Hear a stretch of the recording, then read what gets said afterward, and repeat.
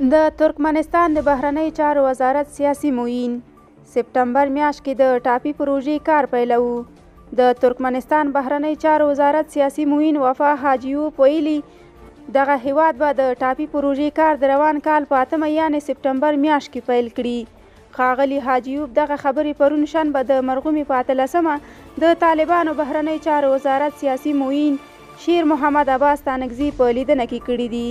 د طالبانو بهرنۍ چارو وزارت پر خپل ټویټر د دې لیدنې په اړه ویلي ښاغلي حاجیوب د افغانستان له امنیتي وضعیت څخه خوښي څرګنده کړې او ویل چې ترکمنستان به د سپټمبر په میاشت کې د ټاپي پروژې کار پیل کړي.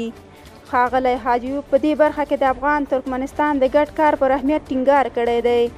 په دغه ټویټ کې ویل شوي چې د طالبانو بهرنۍ چارو وزارت معین عباس تانکزي دغه پروژه د منځنۍ او جنوبي اسیا نښلولو لپاره مهمه یاده کړې او په دې برخه کې د همکارۍ ډاډ ورکړی دی. په ټویټ کې راغلي ښاغلي تانکزي د افغانستان له خلکو سره د ترکمنستان هیواد د بشري مرستو مننه وکړه او ویل د ترکمنستان، افغانستان او پاکستان هیوادونو ترمنځ ترانزیتي لار د منځنۍ اسیا له جنوبي اسیا سره د نښلولو لپاره مهمه ده او په دې برخه کې د همکاریو ډاډ ورکړ.